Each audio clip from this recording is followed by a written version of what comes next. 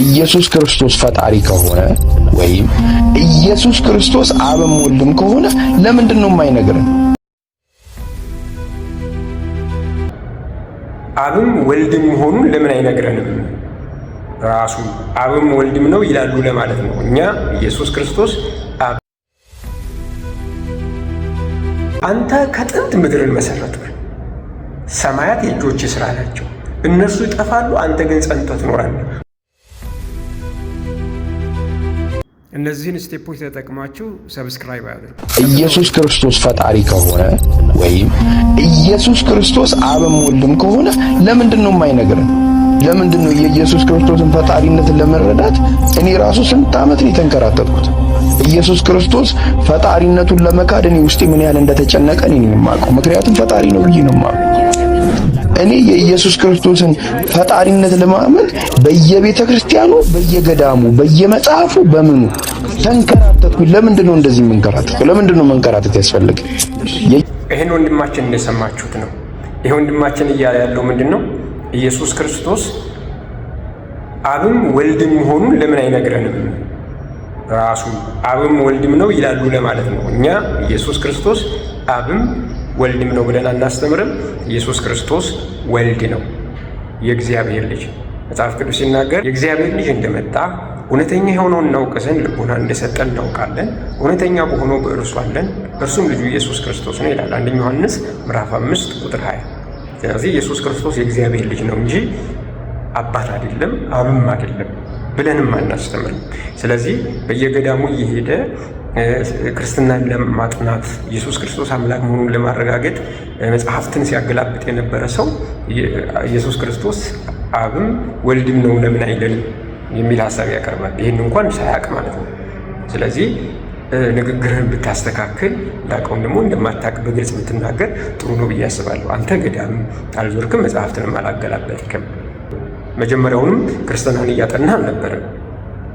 ከእስልምና ጋር የሆነች ቁርኝት እንደነበረችህ አውቃለሁ። እኔ ላይቭ ላይ ብዙ ጊዜ መጥተህ አውርተህ ስለነበረ ማለት ነው። ሁለተኛ ኢየሱስ ክርስቶስ እኔ ፈጣሪ ነኝ አምልኩ ለምን አላለን የሚል ሀሳብ ያነሳል።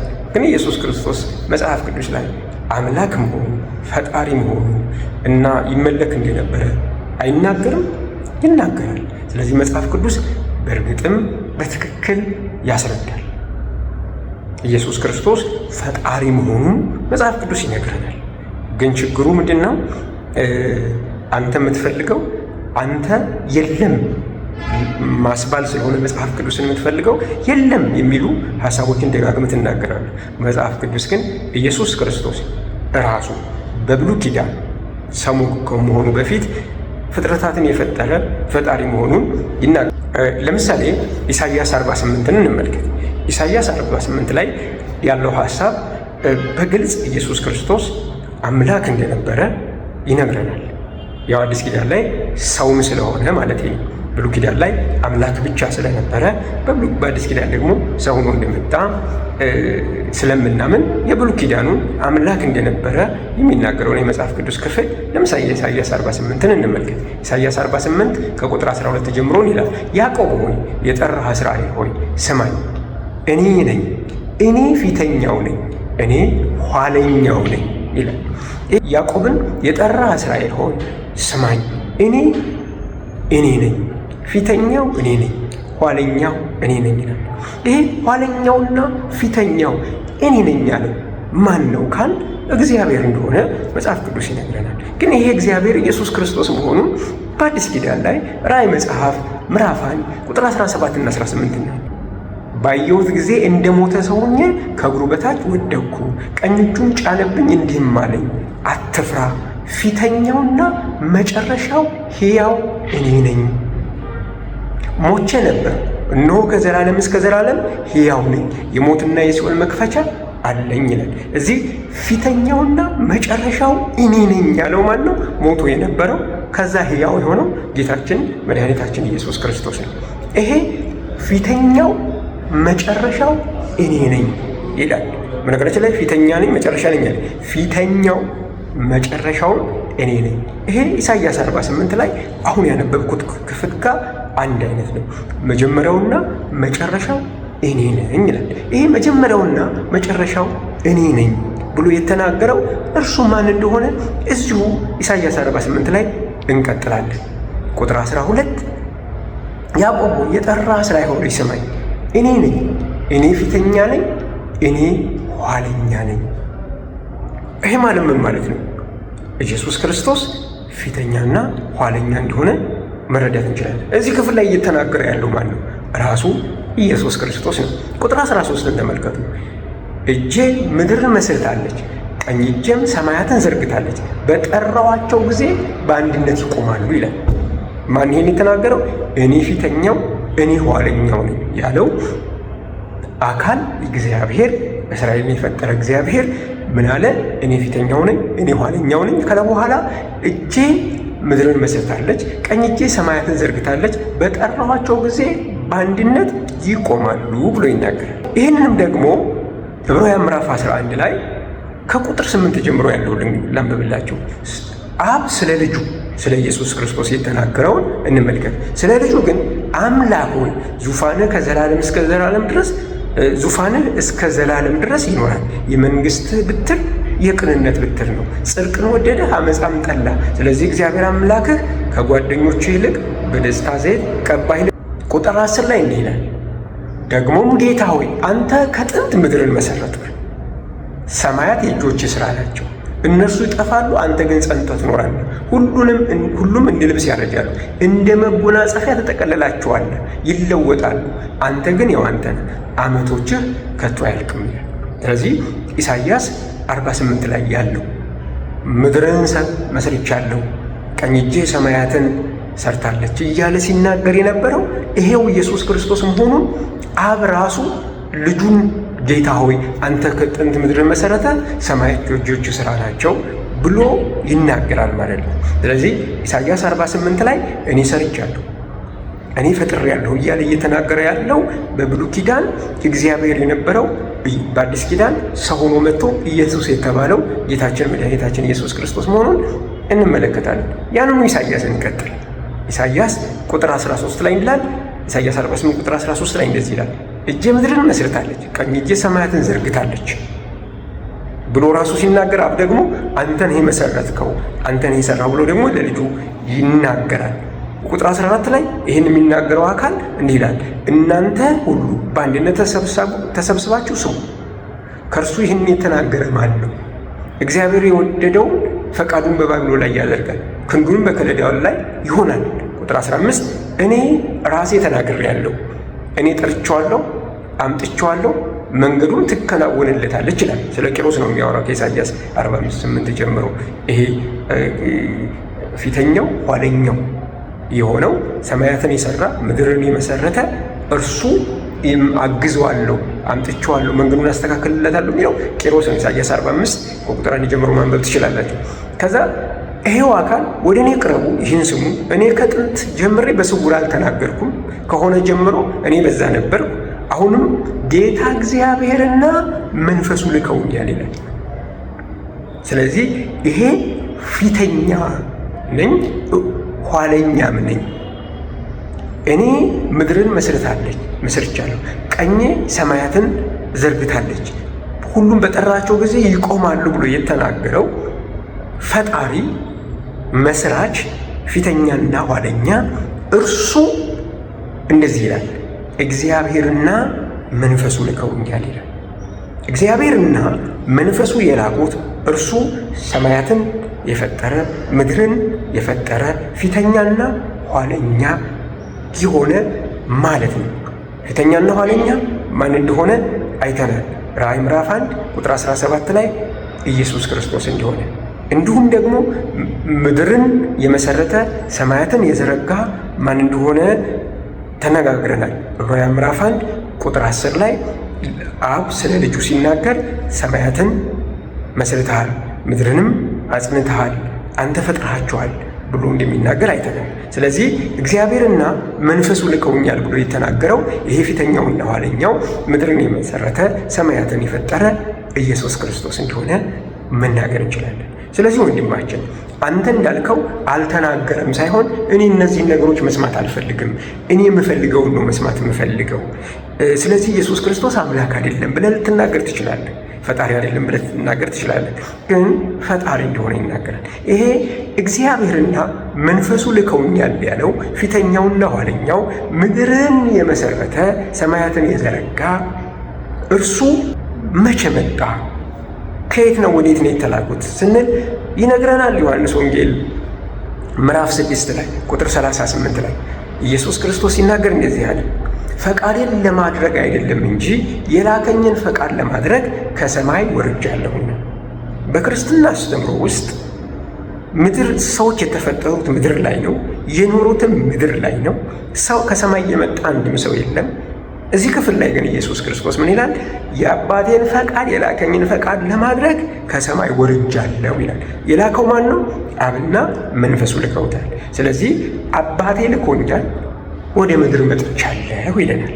ስለዚህ ያ ሰማያትን የፈጠረ ምድርን የመሰረተ ፊተኛውና ኋለኛው እግዚአብሔርና መንፈሱ የላኩት ከሰማይ ወርጃለሁ ይላል። ለምን ወረድክ ስትሉ ፈቃዴን ለማድረግ ሳይሆን የአባቴን ፈቃድ ለማድረግ ከሰማይ ወርጃለሁ ይላል።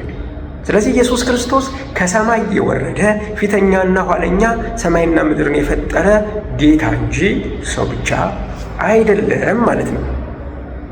ኦኬ፣ ግን መጽሐፍ ቅዱስ ስለ ኢየሱስ ክርስቶስ ፈጣሪነት በግልጽ አይናገርም ወይ? ከዚህ ባለፈ ስንል አዎ በግልጽ በደንብ ይናገራል። ለምሳሌ ቆላስይስ ምዕራፍ 1 ቁጥር 15 እና 16 እንመልከታቸው እስኪ። እንደዚህ ይላል፣ እርሱ የማይታየው አምላክ ምሳሌ ነው።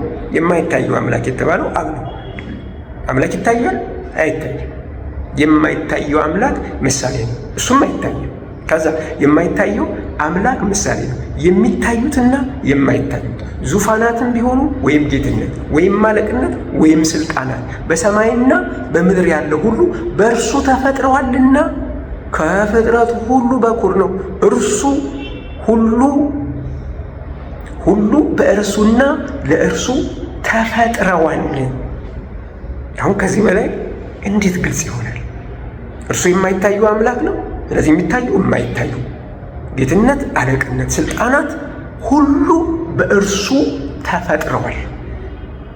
በእርሱ ተፈጥረዋል፣ ለእርሱና በእርሱ ተፈጥረዋል ይላል። ሲፈጥር ለራሱን የፈጠራቸው በራሱ። ስለዚህ ሁሉን ፈጥሯል። ባይዘወይ ሁሉ በእርሱና ለእርሱ ተፈጥረዋል ይላል መጽሐፍ ቅዱስ። ታዲያ በእርሱ ተፈጠሩ፣ ለእርሱ ከተፈጠሩ ኢየሱስ ክርስቶስ ፈጣሪ መሆኑን ለምን አይናገርም? ይሄው እኮ መጽሐፍ ቅዱስ ይነግረናል። አይ መጽሐፍ ቅዱስን አልቀበልም ኢየሱስ ክርስቶስ ራሱን የተናገረው ነው ካልክ ኢየሱስ ክርስቶስ ጋር መሄድ ነው የሚጠበቅብህ። ኢየሱስ ክርስቶስ በመጽሐፍ ቅዱስ ተናግሯል ካልከኝ መጽሐፍት ሁሉ ስለ እኔ ነው የሚናገሩት፣ ሐዋርያትን ስለ እኔ ምስክሮች ናቸው፣ ምስክርነታችሁን ለዓለም አድርሱ ብሏቸዋል ሐዋርያትን። ይኸው ሐዋርያት ምስክርነታቸውን አቀረቡ። መጽሐፍት ሁሉ ስለ እኔ ይናገራሉ እንዲያለ መጽሐፍት ሁሉ ተናገሩለት። አይ እኔ የምፈልገው መጽሐፍት ሁሉ ስለ እኔ ይናገራሉ በመጽሐፍት በኩል የሚለውን የኢየሱስን ንግግር አልቀበልም። ሐዋርያት ስለ እኔ ይመሰክራሉ የሚለውን የኢየሱስ ክርስቶስ ምስክር አልቀበልም። ኢየሱስ ራሱ እኔ ፈጣሪ ነኝ ያለበትን ይናገር። ኢየሱስ ክርስቶስ ፈጣሪ ነኝ ያለበትን ደግሞ አሳየው። አሁንም ደግሞ ይህንንም አልቀበልም። አዲስ ኪዳን ላይ ኢየሱስ ክርስቶስ ራሱ ፈጣሪ ነኝ ያለበትን ይናገር ነው ጥያቄ። አሳያለሁ እሱ ነው ባይዘወይ አሳያለሁ እሱ ነው። ዮሐንስ ወንጌል ምዕራፍ 1 ቁጥር 1 ላይ እንደዚህ ይላል። ሐዋርያ ዮሐንስ በመጀመሪያ ቃል ነበር፣ ቃልም በእግዚአብሔር ዘንድ ነበር፣ ቃልም እግዚአብሔር ነበር፣ ይህም በመጀመሪያ በእግዚአብሔር ዘንድ ነበርና ሁሉ በእርሱ ተፈጠረ፣ ከተፈጠረው አንዳችም ያለ እርሱ አልተፈጠረም። ተፈጠረ የተባለው ሁሉ የተፈጠረው በቃል ነው። ያ ቃል ደግሞ ምዕራፍ 19 ላይ ምን ይላል? የእግዚአብሔር ቃል የሚል ስም አለው። ማን? ኢየሱስ ክርስቶስ። ስለዚህ ኢየሱስ ክርስቶስ የእግዚአብሔር ቃል ነው። በእግዚአብሔር ቃል ፍጥረታት ሁሉ ተፈጥረዋል። የተፈጠረው ነገር በሙሉ ተፈጠረ ከተባለ የተፈጠረው በእርሱ ነው ይለናል። ስለዚህ ኢየሱስ ክርስቶስ ራሱ በብሉይ ኪዳን ኢሳይያስ ላይ ሰማያትን እንደመዘረጋ ምድርን እንደመሰረተ ይነግረናል። በአዲስ ኪዳን ላይም እንደዚሁ ፊተኛውና ኋለኛው እኔ ነኝ፣ ሞቼ ነበር እነሆ ከዘላለም እስከ ዘላለም ሕያው ነኝ፣ የሞትና የሲኦል መክፈቻ በእጄ አለ ይላል። አሁን ይህን ሁሉ አንድ ነቢይ ማለት ይችላል? ስለ አንድ ነቢይ አንድ መጽሐፍ ይህን ሁሉ ሊናገር ይችላል ወይ ካል በፍጹም። ቁርአንም ላይ ሂድ፣ መጽሐፍ ቅዱስም ላይ ሂድ፣ አንድም ነቢይ አንድም ሰው በዚህ ልክ ስለ እሱ እንደዚህ አልተነገረም አልተባለም። ወንድሞችና እህቶችን በደንብ እንድትሰሙኝ የምፈልገው ነገር ኢየሱስ ክርስቶስ ፈጣሪ መሆኑን መጽሐፍ ቅዱስ ከጫፍ እስከ ጫፍ ነው የሚናገረው። ስለዚህ ሙስሊም ወንድሞችና እህቶች አትሙኑ። የቃላት ጨዋታ ላይ ፎከስ አድርጋችሁ የሚነገረውን እውነት አትካዱ። በነገራችን ላይ ኢየሱስ ክርስቶስ ነቢይ ብቻ ሰው ብቻ ቢሆን ኖሮ እንደዚህ ያለው ውዝግብ ውስጥ አትገቡ። ምክንያቱም ለምሳሌ ሙሴ ነቢይ ብቻ እንደሆነ እኛ ሁላችን ክርስቲያኖች እናምናለን። መጽሐፍ ቅዱስም ነቢይነቱን ነው የሚያጎላው። እንደዚህ ያሉ ግራ የሚያጋቡ ነገሮች አይኖሩትም። ኢሳይያስን ሂዱ፣ ነቢያትም በሙሉ አንድ ሙስሊም ተጠራጥሮ እንትና እኮ አምላክ ነው ሊል አይችልም። መጽሐፍም ደግሞ በዚህ ልክ ኢየሱስ ክርስቶስን በተናገረው ልክ የተናገረለት ነቢይ የለም። ለምሳሌ ፊተኛው እኔ ነኝ ኋለኛው እኔ ነኝ ብሎ ኢሳይያስ 48 ላይ እግዚአብሔር ራሱ የተናገረውን ኢየሱስ ክርስቶስ ራሱ ተናግሮታል። እግዚአብሔርና መንፈሱ ልከውኛል በማለት ብሉይ ኪዳን ላይ ላኪ እንዳለው ፊተኛና ኋለኛ ነው። ምድርን መስርቷል፣ ሰማያትን ዘርግቷል፣ ይህን ሁሉ አድርጌያለሁ ካለ በኋላ እግዚአብሔርና መንፈሱ ልከውኛል ብሎ በዚህ ልክ ነቢይ ሊናገር አይችልም። በፍጹም የለም። መጽሐፍ ቅዱስ ላይ ፈልጋችሁ አታገኙ። ወንድሞችና እህቶች ሞኞች አትሁኑ። ይህን ያክል አእምሯችሁን አትጣሉ። ኢየሱስ ክርስቶስ መጽሐፍ ቅዱስ ላይ አምላክ ፈጣሪና ጌታ መሆኑን በግልጽ ይናገራል።